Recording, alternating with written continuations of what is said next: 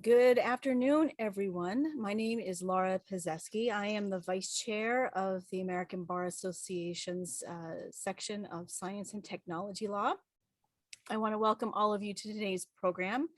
I'm personally very excited about this program, not only because of the topic, but because it kicks off our first of our 2022 summer series, which are free programs for all of our members. Today's program, Ransomware Developments from the Russia-Ukraine War, a recap of a 3-month crisis, promises to be a really terrific panel today. And to introduce our speakers and kick things off, our moderator, Alyssa Austin, will be making the introductions and getting us started. Alyssa is an attorney with Alston & Bird's Privacy, Cyber, and Data Strategy team. She's also Vice Chair of SciTech's Homeland Security Committee. In addition to her many accomplishments, Alyssa has been named a Rising Star by our section, so we welcome you, Alyssa, and I will hand things over to you to get us started. Thank you. Fantastic. Thanks, Laura. Welcome, everyone, and thank you for joining today. If you have a question at any time during the program, you can submit it through the Q&A box located at the bottom of your screen, and we will try to answer your questions during the program or follow up with you after. As a reminder, the webinar is being recorded, and also all the thoughts and statements presented by our speakers today are those of the individual and are not reflective of the companies or agencies that we work for. So to kick it off, we are very excited to have such a fantastic panel of experts. Would each of you please just quickly introduce yourselves and tell us your general background as it relates to ransomware? We can start with you, Aaron. Yep, certainly. Hello, my name is Aaron Sherman. I'm a director of incident response here at Coveware. Prior to coming to Coveware, I was a special agent in the FBI in the cyber division, tasked with tracking down and investigating ransomware matters and other types of cyber crime, helping out with that. And now in the private sector, I work with Coveware as one of the main negotiators. So we help organizations that get hit with cyber extortion events. And today, as you can imagine, that's principally ransomware, but we handle other types of extortion matters. But we leverage our data and our experience to help organizations through cyber extortion events. And that's what we're going to talk about today. Awesome. Fantastic. Kate, you want to go next? Hi, good afternoon. My name is Kate Hannaford. I'm a partner in Alston & Bird's Data Privacy, Cybersecurity, and Data Strategy Group. And I'm really excited to be here with this panel, particularly in a non-pressure and not an incident response or an actual government investigation setting. So this is a treat for me as well. But I've do handle a number of cybersecurity incidents, and really for the past several years have been living the ransomware developments day in and day out, helping clients respond to ransomware incidents, both big and small. So I'm excited to talk with this group today. Fantastic. And Gina. Hi, my name is Gina John. I'm an attorney in the Bureau of Internet and Technology at the New York Attorney General's office. So our bureau is charged with responding to breach reports that come in from companies. And so we investigate these security incidents, and a lot of them, unsurprisingly, involve ransomware. So that is an area that has been a big focus for us. And prior to joining the Attorney General's office, I was in private practice in privacy and cybersecurity. Yes, we are very excited. This is an amazing panel. As you can clearly see, their expertise is going to be invaluable. And just to provide you with some general kind of ransomware statistics, ransomware is a global problem and a multi-billion-dollar criminal industry. 2021 has been the most active year for ransomware on record. SonicWall reported that nearly 500 million global ransomware attacks through September 2021. And despite government efforts to secure cyber infrastructures, the US has witnessed a 127% year-to-date increase in the number of attacks. Additionally, we see that the research and publishing firm Cybersecurity Ventures predicted that there would be a ransom attack on businesses every 11 seconds in 2021. This is a dramatic increase from 1 every 40 seconds in 2016. A couple other facts with the US Treasury Department estimated that the average amount of ransomware transactions reported per month in 2021 was 102.3 million, which ranged between hundreds of thousands of dollars as also millions of dollars in ransomware demands. And the Ponymon report on average predicts that cost of resolving a ransomware attack has increased to 4.62 million. With that in mind, Aaron, what are the recent developments and trends with respect to ransomware since the Russia-Ukraine crisis? Can you give us an overview about the key threat actors? Who are they? How are they different? And how are their business models evolving? Yep, certainly. So in the past, since the Russia-Ukraine war started, it certainly caused a splash that has caused waves throughout the entire ransomware criminal ecosystem. We've seen a lot of interesting activity with different groups and some of the things that they're doing. I know we're going to talk about one in particular called Conti and kind of how that played out. But since the war started, there's a lot of ebbs and flows, a lot of new groups popping up.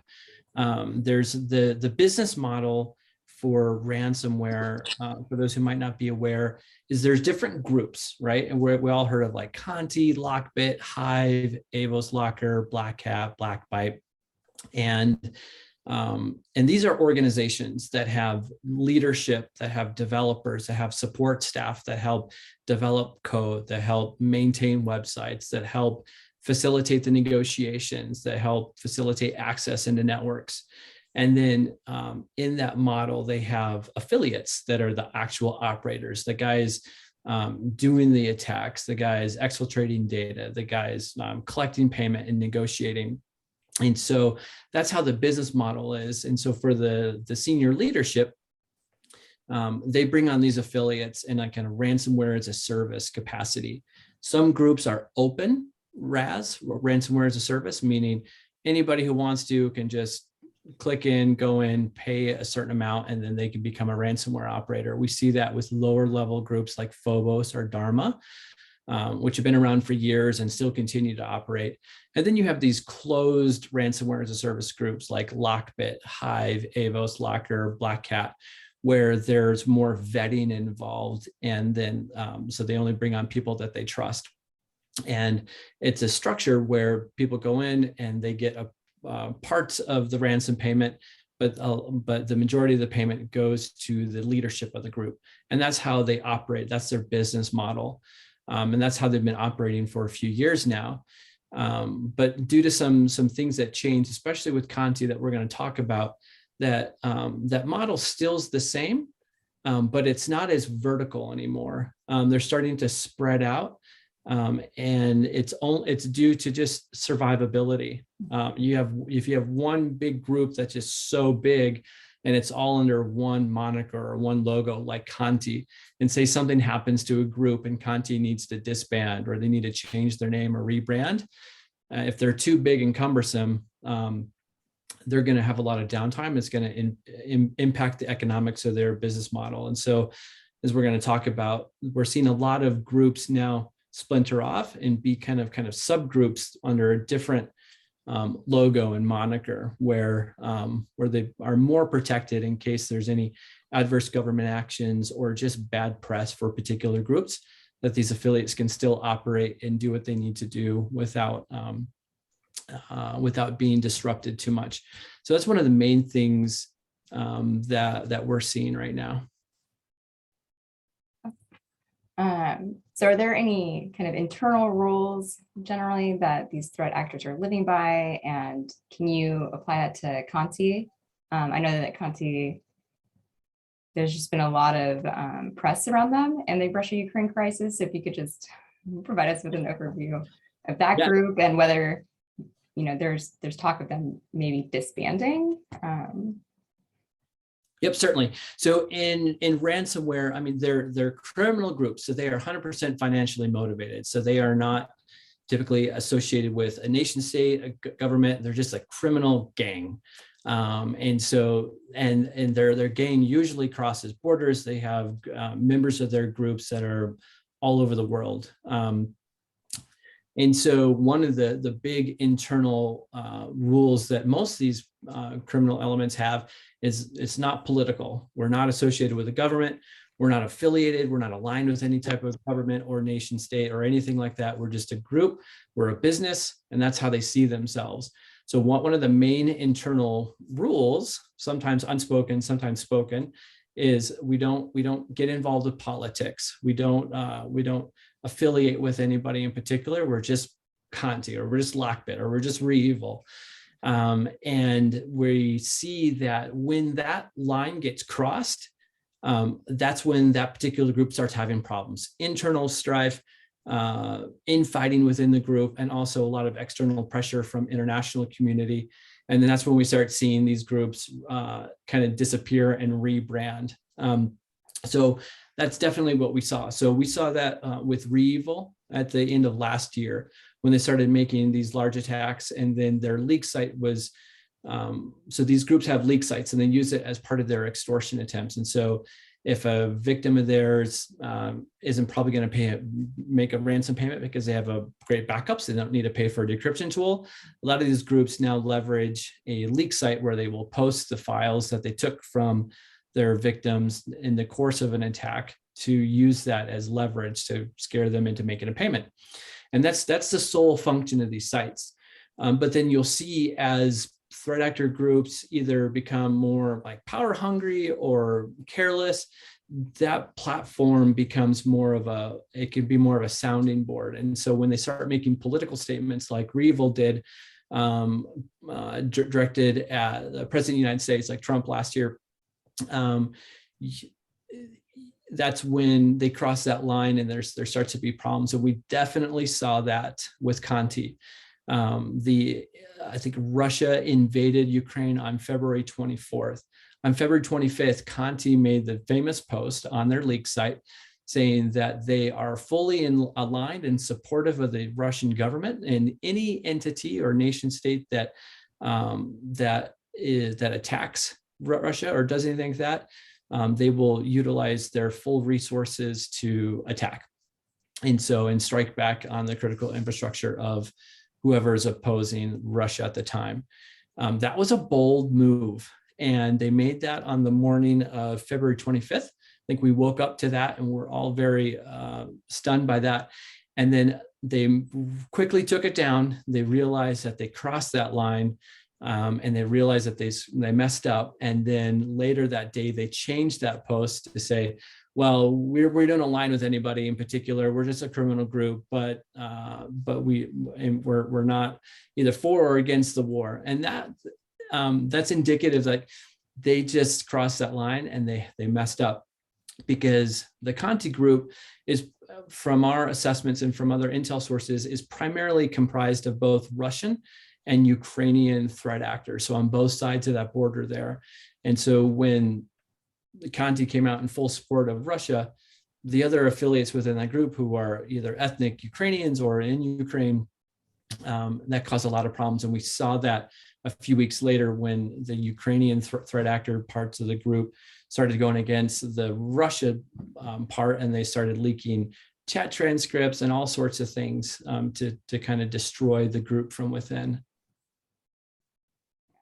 I feel like it's a difficult position to be in when you have kind of members from both sides. I feel like that was just a lot of internal strife.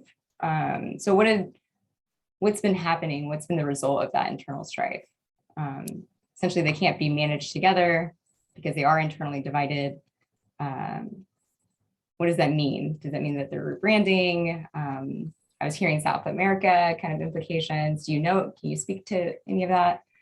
Yep, certainly. So actually what happened is really fascinating. I think it's fascinating when ransomware groups, they start out, no one knows them. They get a few big attacks, they get in the news, they get all big. A lot of affiliates then flock to that group because they're known, they're active.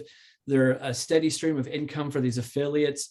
And then once they get so big, they can't sustain that. And so we either see them dwindle down, or they cross that line, or something happens, or they get sanctioned, or there's law enforcement action. And then they realize, oh, we need a rebrand. So they kind of go away, the affiliates scatter, they go to other groups, but the senior leadership of this group wants to continue that business model. And so they realize they can't continue it under, let's say, DarkSide or Phoenix or Reevil or Conti. And so what they do is they just kind of disappear, and then they wait a little bit, and then they pop up as a brand new group just out of nowhere. And that is very, very easy to then see a new group and realize, oh, that's the same group. And so all the rules that apply to this group now apply to this new group, and that realize that that impacts their ability to attract new affiliates. It impacts their ability to receive ransom payments, because if they're sanctioned, no one's going to pay them. And so that's been the pattern. That's how groups kind of go down, and then they'll wait a little bit, and they come back up, and they change their name, they change a bunch of stuff to make them look like they're brand new, but they're not fooling anybody. Conti understood this. They understood that we just can't disappear and then come back up, right? They're going to know we're Conti, and all the baggage that we had when we were active, and all the Russia sentiment and all that stuff. If we come back up, we're just gonna have the same baggage. And so what they did was really, really, really fascinating. So after they realized they screwed up, what we saw this change in their tactics, and we were really perplexed. Like, they started attacking South America. Their leak site became a sounding board for really heavy political rhetoric that we've never seen before. It just didn't make sense. And then we started realizing through other sources, through some of the data that we're getting on some of the new variants that are popping up, we started realizing what they're doing is they knew that if they were to shut down and then pop back up, they would be noticed, right? So it wouldn't help. So what they did was they kept going. And then they started, so the affiliates started leaving the Conti group, and they started these Conti sponsored affiliates like Black Basta, Black Bite, Karakirk, other groups where these Conti affiliates were then moving to those, but they were all within that kind of Conti umbrella, just not named Conti.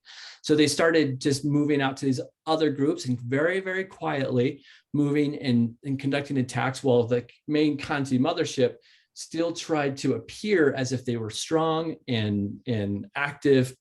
And so they were making a lot of noise. They were on forums saying the Conti group is big and great. And they started attacking Peru and the governments down in South America, and making huge political statements that just didn't seem in line with what they were normally doing. And what was actually happening, I think of it in two ways. One way is like the old Western, when the bad guys are in a little cabin out in the middle of nowhere, and the sheriff or come up, like, come out of the house. And so there's one guy in there, no, never. But at the same time they're doing that, these guys are sneaking out the back, right? So I think that's what's happening with Conti, is the affiliates were kind of sneaking out the back, and then working with the Black Bassa, Black Bite, these other kind of Conti created affiliates that seemingly had no connection, in continuing that operation while Conti leadership was trying to deceive the entire world, making them think that they were big and active and still going along when they actually weren't. I also think of it like that scene in Home Alone, when Kevin McAllister's home alone and he knows the bad guys are outside. And so he sets up those cardboard cutouts and plays the music and gets the dummies and makes it look like the house is full of people. So the bad guys goes, okay, that house is full of people, we're gonna keep going on. When in fact, it wasn't, it was just a little boy. And that's exactly what was happening with Conti. It looked like there was only one guy behind the steering wheel, pulling all these strings, making it look like it was big and active, giving time for everybody to kind of move out and start these groups, so that when Conti finally sunsets on May 19th or so, nothing else pops up, right? You already have these other groups that are still operating, so that people don't say, oh, that's them, that's them, that's them. So based off of what we've seen in intel sources, that's what we assess what happened, which is actually really fascinating and something we just haven't seen before. Yeah, no, that's really helpful. I mean, I find all of that really interesting. And it'll be interesting to see what happens and moving forward. Now, looking broader, how do you think that crisis has impacted ransomware attacks, if at all? That's a great question. So when the Russia-Ukraine conflict started, the war, when they invaded, we saw a noticeable downtick of attacks on across the board. I mean, there were some affiliates or there's some groups like Phobos and Dharma that kind of still continued the same. We don't know if that's because they're not located in that region, but we do know that a lot of threat actors are located in that region of the world. And I think that that invasion certainly impacted their ability to continue to conduct attacks. So we did see a small downtick of attacks. Since then, with all this reorganization and kind of the initial shock and awe of the invasion, things have returned to normal. I think one of the big things to understand is even if Conti has sunsetted their operations, all those people are still active and going on. So we don't think that there's going to be any real downtick of attacks. I think what's going to happen is instead of kind of like 5 main groups dominating the ransomware space and kind of what we're seeing on our side, on the Covert side, we're starting to see a lot more smaller groups conducting the attack. So every week on our blog, we put out kind of like a pie chart of kind of the main groups that we're seeing from week to week. And usually that pie chart has 5 or 6 main groups, so they're big chunks. But now that the pies are being splintered off smaller and smaller, the total volume of the attacks is the same, right? And there's not much change. It's just then the different number of groups that are being associated with these attacks are getting bigger. And so they're just splintering off because if something happens and there's either political pressure or law enforcement pressure to take down a group, or there's OFAC sanctions imposed on a particular group, or if there's just bad karma for a particular group, if that group has to go away, it's not going to be too impactful, right? Because they're always spread out, they'll be fine. Well, that's very helpful. Now, taking a step back and looking at ransomware payments, just looking at the practical aspects of it. For those of you who might be familiar, Erin, could you just provide a very high-level overview of how ransomware payments are facilitated? Yep, certainly. So during the course of a negotiation with the threat actor, if it's decided that we need to get a decryption tool to help our clients recover their business critical data, then we'll negotiate with a target price in mind.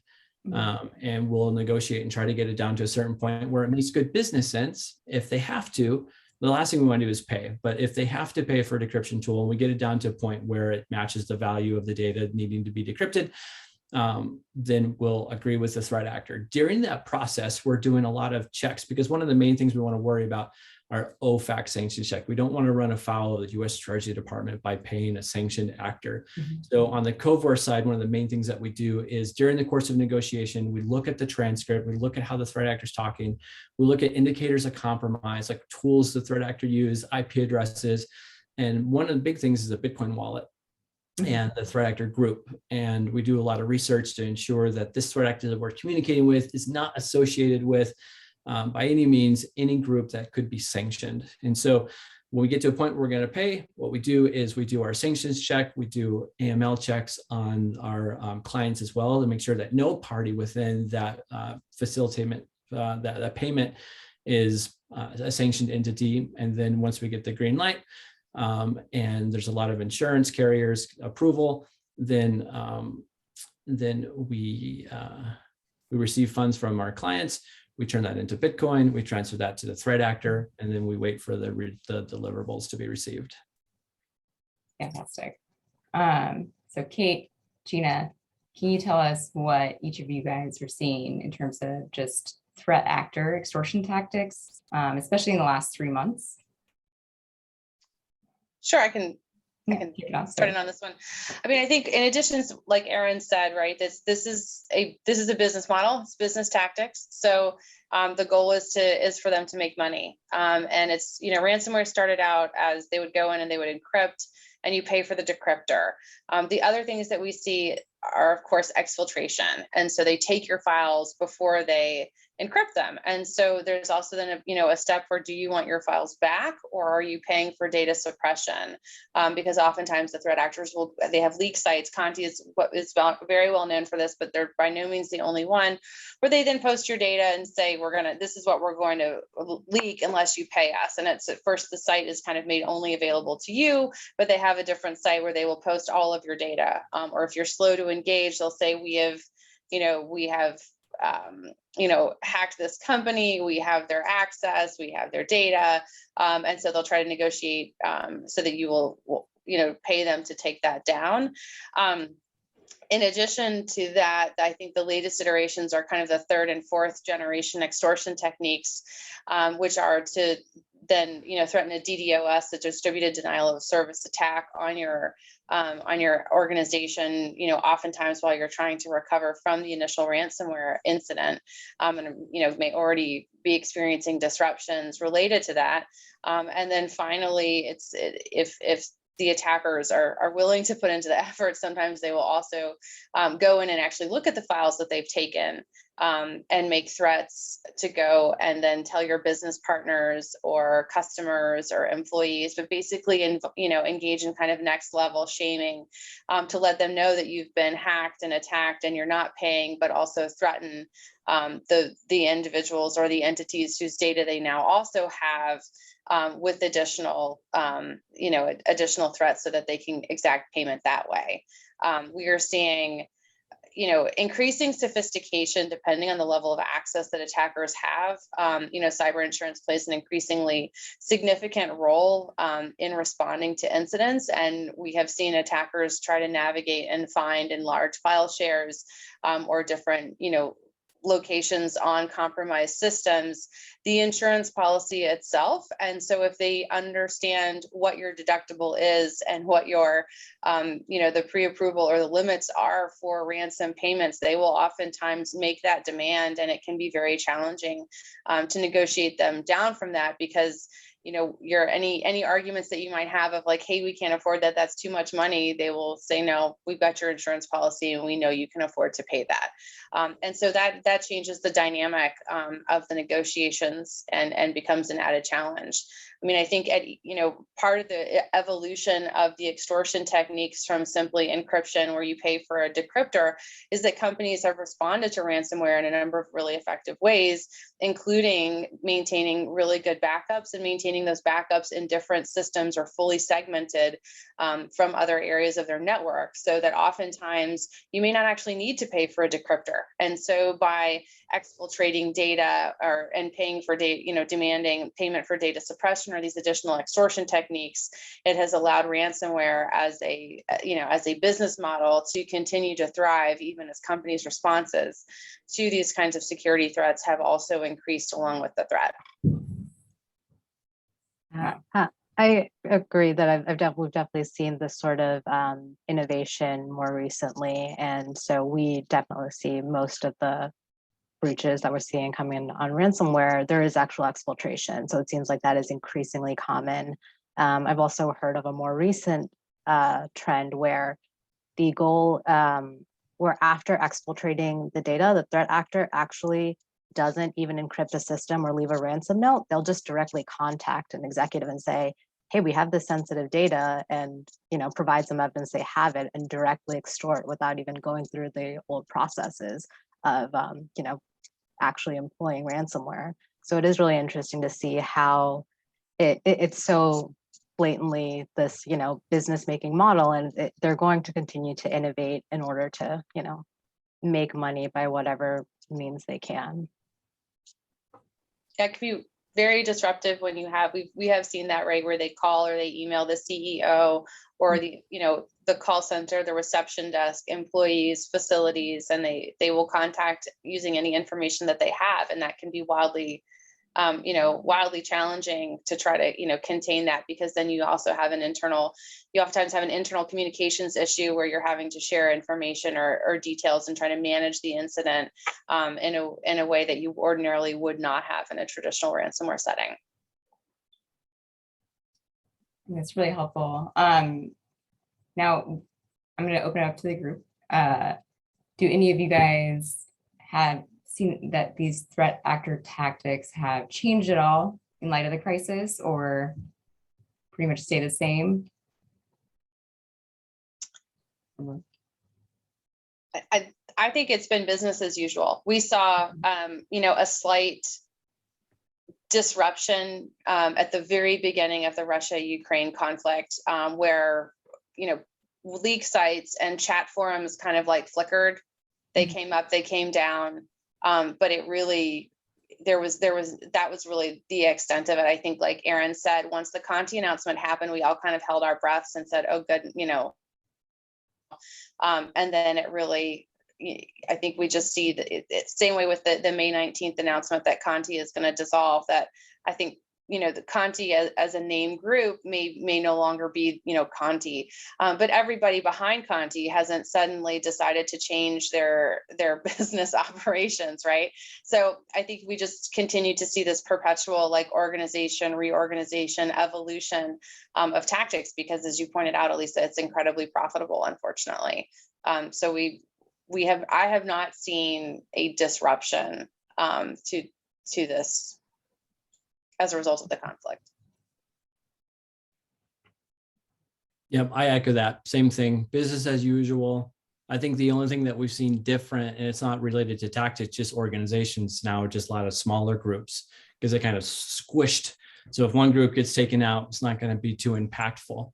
One thing that I want to add for the data exfiltration, one thing that we're seeing that is kind of disturbing, but it's what the threat actors are being more opportunistic with the data that they're taking. So if they compromise an organization and they download a lot of data, they'll go through that data. And if they find that this chunk of data is specific to the victim that we got, and then they might have a sister company. Networks are on the same network, but if they have a sister company and they have that data as well, they'll try to break it off into two separate extortions. So they're trying to profit off of one attack and try to get two payments out of it. Just echoing the others, I don't think we've seen any major changes over the past few months, but I do think there is kind of just this increased awareness of cyber attacks, which I think is a great thing across the board, that companies should be aware that this is a very real risk. And Gina, just springing off that, and Kate as well, what should organizations be considering given the prevalence of ransomware? What can they be doing now? What have you seen? Are companies paying the ransoms? Are they working with law enforcement? How are attackers responding? I know that you guys provided a brief overview, but Kate, you want to shed some light? Like any good lawyer, the answer is it depends. I mean, I think there's, every incident is different, and every company is different. And so I think, and no one wants to pay a ransom, right? No one is like, this is really what I want to do with my my net revenue and my shareholder money. So so I think you got to be clear on what the purpose is. Like, why are you paying the ransom?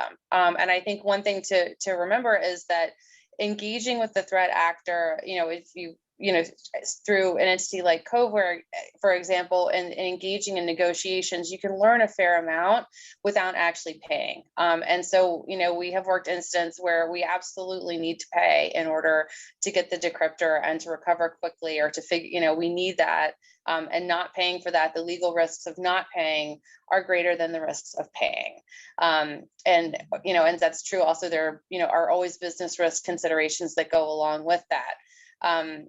There are other times where we engage with the threat actor and we want to kind of test what they have actually gotten and compare that to what the forensic investigation is showing us, and try to ascertain, whether or not we really think we need to pay, and so we negotiate with the threat actor while we run the forensic investigation so that we can try to ascertain, what data was really impacted and what are our risks here, but keep those lines of communication open.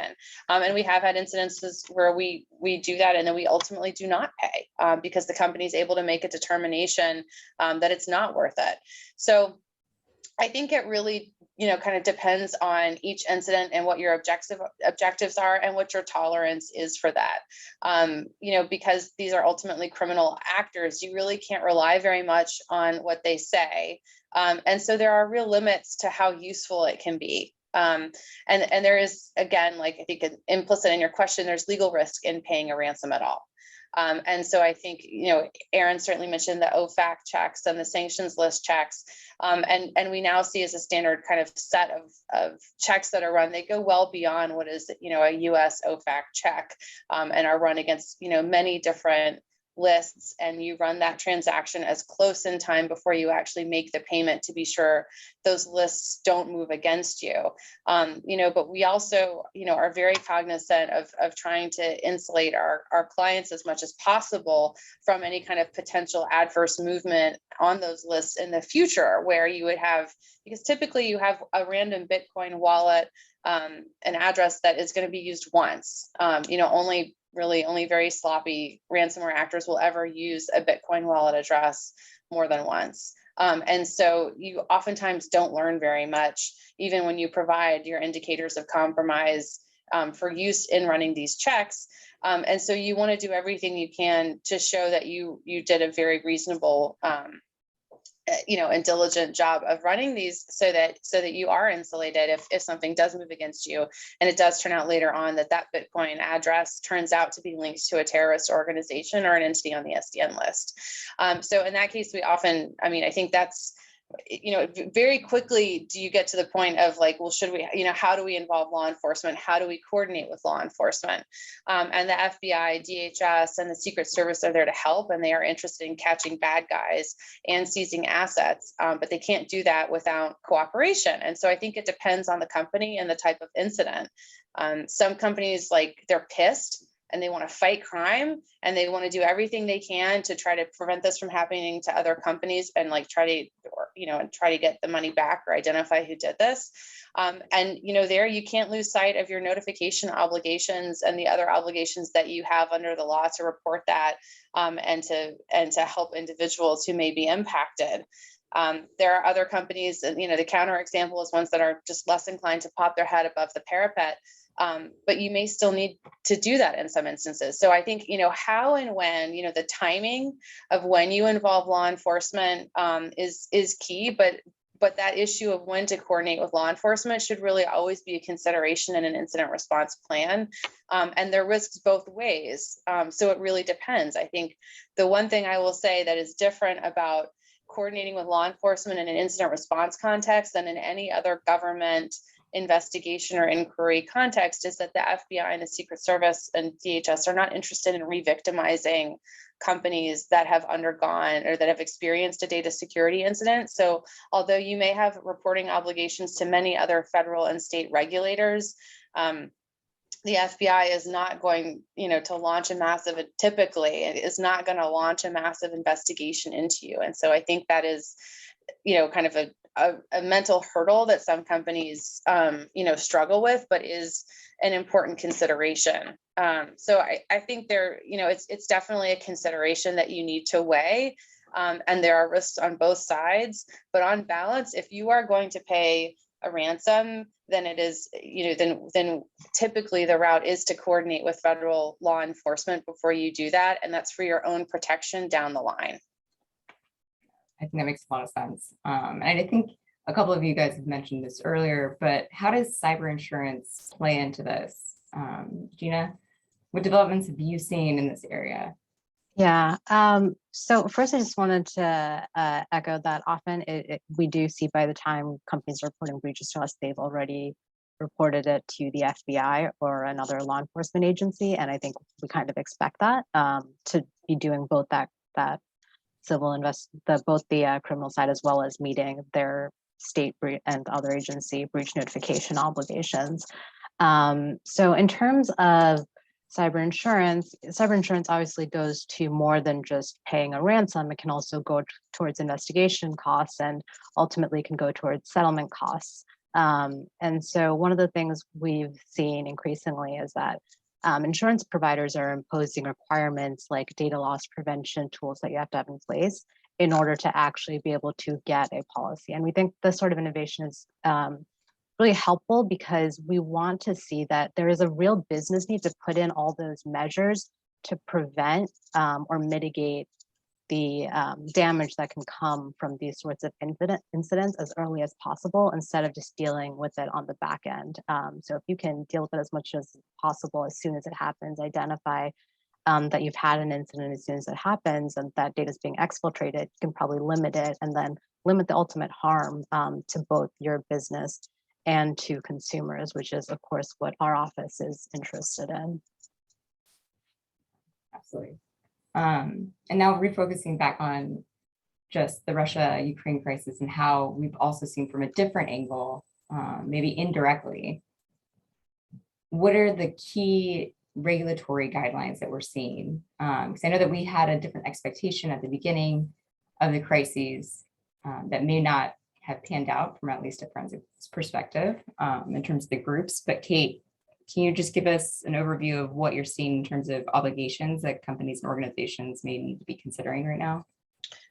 Sure. So, because the U.S. has the sectoral approach to, data security and data privacy. And so we see, a lot of, certainly at the federal level, we have seen federal regulators come out with specific, guidance tied to the Russia and Ukrainian conflict. So there's, the SEC has put out guidance about public disclosures, which is, of course, although there are, proposed rules, they have not yet become final, but so that, the SEC's, overarching model is sunlight is the best disinfectant, and they tend to bring cybersecurity cases against public companies as disclosure violations or as violations of internal controls over financial reporting, particularly where there's fraudulent wire transfers or cyber-enabled fraud. And so I think, you see the SEC kind of pushing enforcement and guidance where its main, core competency and core playbooks are. The HHS, the Health and Human Services, several years ago put out a ransomware fact sheet. And that fact sheet remains, I think, a critical resource and critical for any covered entity or business associate under HIPAA to consider if they are responding to a ransomware incident, because it deals, although you have the broader HIPAA privacy and security rules, it treats those rules in the context of a ransomware incident. And so I think that remains a very live document for consultation.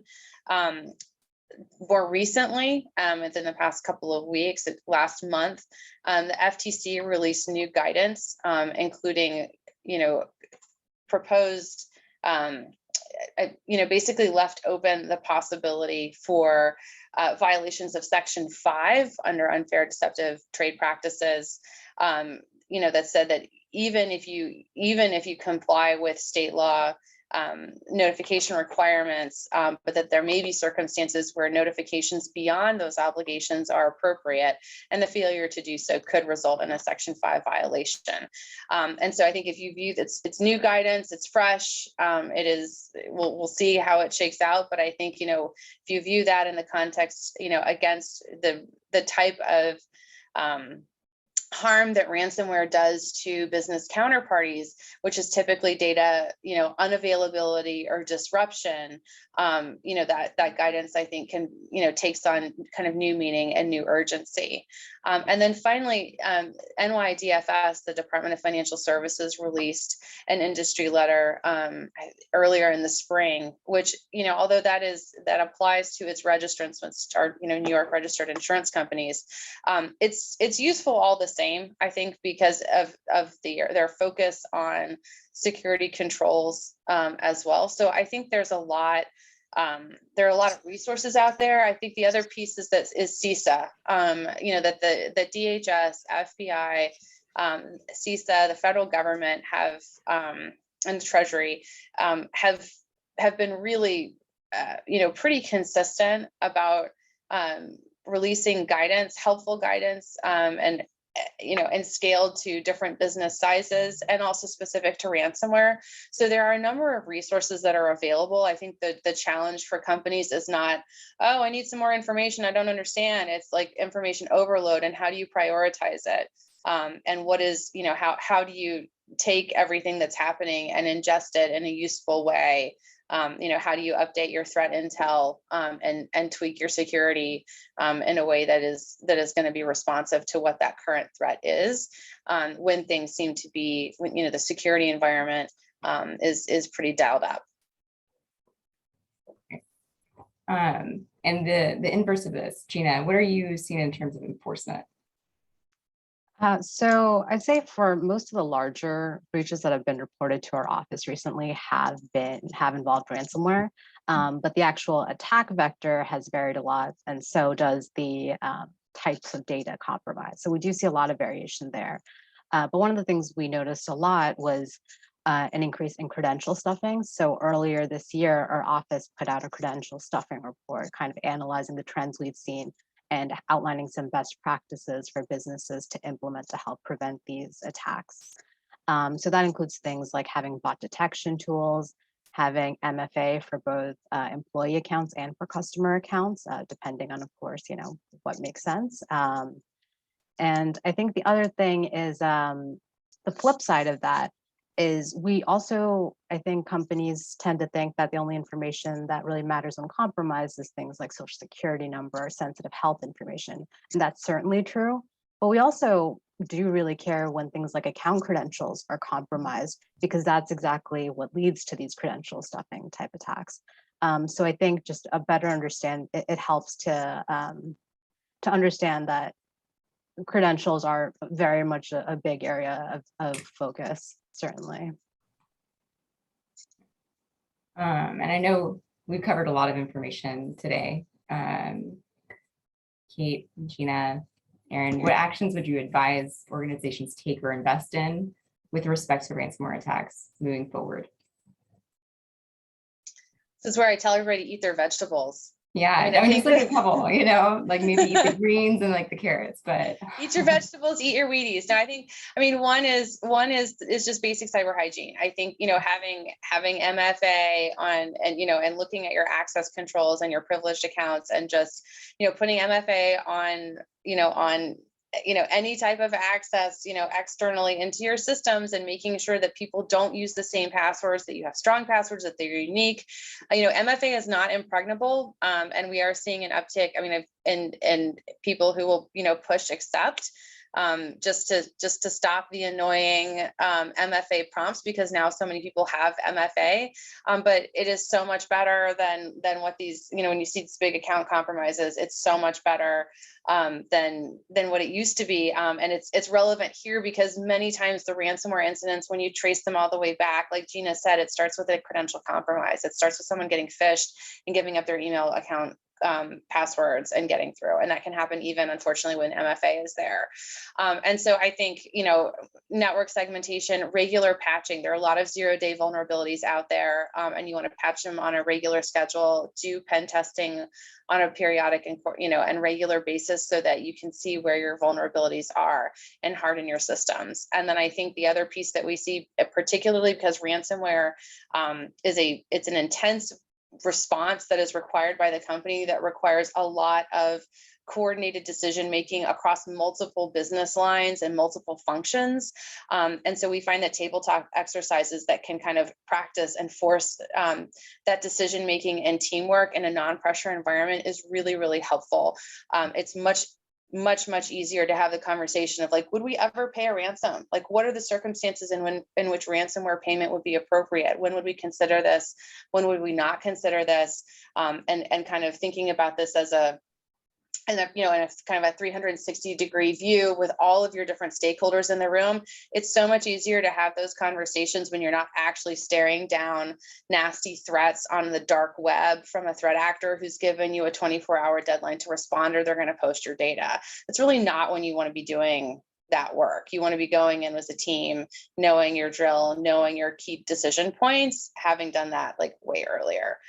So I think those are kind of my key takeaways, is that like you really can get ahead of this. You may not be able to like prevent it in all cases, but you can really get ahead of this in some meaningful ways, and it will make your life a lot easier.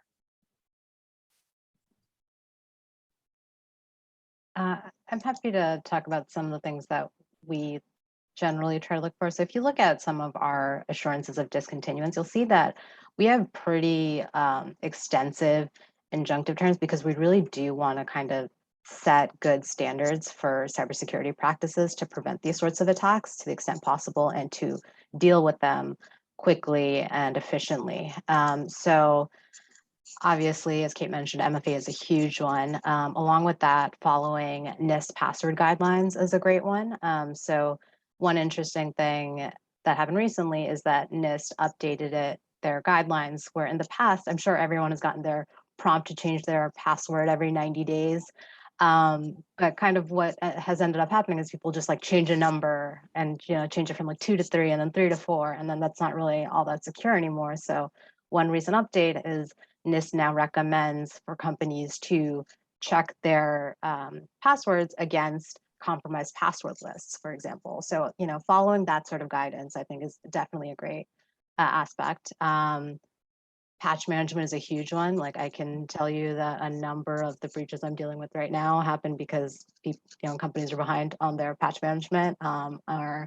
Another thing is monitoring known vulnerabilities from CISA. That is a great way to kind of get ahead of some things. Another interesting one is that I've seen recently a number of companies where their breach ultimately resulted where for the main assets that they were constantly monitoring, they had all the right protections in place. Those are pretty hard to get to, but there was a backup database somewhere that they created 6 years ago that they forgot about, that ended up not having all the protections in place. And so I think having strong asset management is a huge part of ensuring good cybersecurity and good, cybersecurity hygiene, really. Another issue I've seen come up a lot is making sure that if you're using a managed service provider, making sure that your roles are really clearly delineated. So oftentimes I've seen that patches aren't updated because each party thought the other was in charge of patch management. So then, that's how breaches happen, is if no one is actually taking ownership and responsibility for it. And then one other thing I would flag is trying to limit publicly accessible services. So that's things like remote desktop protocols, just making sure you have all your, that you're managing your access to various accounts and services. And so obviously, even with all of this, an incident can still happen. So when that's happening, we expect that companies are going to act quickly, take efforts to remediate or remove any affected services offline or servers offline if needed, to report it in a timely manner to us. We always like to get reporting sooner rather than later, because we understand that things may change, you may have updates, but we like to know as soon as possible if you are suffering a breach that would trigger notification under breach notification laws. And we really appreciate when they're trying to protect consumers by offering services like credit monitoring, and also when you believe information has been exfiltrated, dark web monitoring. And we're seeing companies increasingly offering those types of services. I guess one other thing I forgot to say is that one trend that we are seeing, particularly in response to ransomware, is trying to reduce the attack surface. And so, for a long time, like data has been so cheap to just have, and there's been such an emphasis on retention, right? Because there are, many companies have lots of different legal obligations to retain data. And so we've got this like just massive stores of data all over the place. And it's hard to tackle, particularly when it's in unstructured format on share files. And so one of the biggest things that we help companies with after ransomware incidents is the secure destruction of the data that they don't need anymore. And we also have some clients that we love who are doing this before they actually get hit by a ransomware attack and are trying to get ahead of it. But that's one of the best things that you can do. It's a bigger lift, right? Like implementing MFA is much simpler usually than actually going through and doing a data inventory to figure out what data you have and what you can actually get rid of. But it is so much better, if you are ever going to get hit by a ransomware incident, that you've already gotten rid of the data that's 20 years old that you don't need anymore. And so you don't have to go back and notify all of those former employees that their socials were compromised because there was some old HR file sitting around that nobody needed and forgot, just like the old database, that example that Gina gave. So that kind of secure destruction and disposal, and kind of a renewed focus on what appropriate retention schedules are and how to create a system where data starts to roll off automatically, that has become much more prominent part of that basic cyber hygiene when we talk about ransomware. And it looks like we have a question regarding the hacked password databases. Are those passwords specific to particular accounts or linked to email addresses? Usually, I believe they're associated with an email address. It's like, have I been pwned is like one of the big ones that you can go online, and it usually shows you your email address or the username and the password that's associated with it. So if you're one of those people that has like one password that you use for all your social media, or like the go-to password for certain things, and one of those gets hit, right, they could go spray it across any different number of sites, and then you're in. With that, does anyone else have any questions? I know we're essentially at time, which was great. I want to thank you all for joining us, but I'll leave a couple minutes if anyone has any additional questions.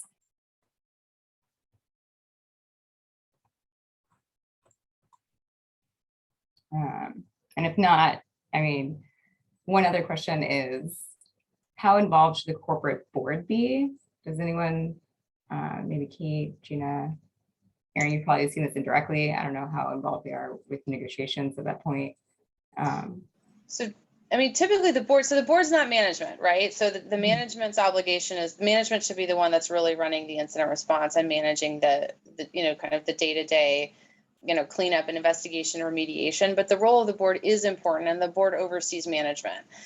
So where we see board involvement most of all is, has to do with resource allocation and budget, and making sure that InfoStack gets the resources that it needs to actually, assess and secure what the company's assets are and what those crown jewels might be. And in order to properly oversee management and those decisions, the board does need to have the right amount of cyber expertise. And boards can either, they can either have board members that have that expertise, or they can go get outside consultants. So you basically either need to have or retain that, sufficient amount of cyber expertise, to understand those issues, ask the right questions, and make those determinations. And so there are, many different ways that that's done. And, in corporate boards, we see technology committees or audit committees, oftentimes fulfilling those kind of like the subcommittee role, and having the CISO reporting directly, to the board, and then that board committee reporting out to the full board. And it seems to be there's increasing trends of making the CISO report directly to the board, not necessarily through the CIO. But it can be challenging, and it's also an area where, there are many different ways to do that appropriately, for a board. And any major incident response situation, management, should probably be prepared to update the board and to keep the board in the loop. Perfect. Yeah, I would just echo that many of our settlements, we do require the CISO to report to the board at least annually and just give them an update on kind of the major security risks. So exactly what Kate said. So I'd just like to jump in since we're at time and thank everyone so much for presenting today. It's been wonderful having all of you. Before we go, I very quickly want to introduce Charlene Goldfield, who is our co-chair of a membership in SciTech. Charlene, are you there? There she is. And just welcome, Charlene, and take it away. Yes. Hi, can you guys hear me? Great. So thank you so much for everyone for attending. I'm sorry that I had to jump in a little later, but I think this is such a great conversation. And Lisa, thank you so much. Kate, Gina for coming, Erin as well. and for the Homeland Security Committee for organizing this. We appreciate it. Just a couple of things. We do have 2 other summer series events. Excuse me, 3. June 30th, we have the next one, which is a Taste of SciTech AI and IoT conference tasters. And what that means is basically we're going to preview some of the hot issues that we'll be discussing at the AI Institute and at the IoT conference that are late in the fall. And then the dates for those are on our website. And then July 27th is our next event after that for Taste of SciTech. And it will be a neuroscience programming event. We're still in the works on that one, but we will definitely have some great speakers discussing issues on evidence and neuroscience. And then August 25th is another program that we are near finalizing, and it's going to be featuring 2 of our article contributors from our last SciTech Lawyer magazine article on quantum computing. They will be discussing their research and quantum programming and just what they came up with as far as cyber issues on that front and just all things quantum programming. So I hope you can join us for our future events. We will be updating those on our website, and we'll definitely be disseminating that information just like this one as well. So thank you so much for everyone for joining.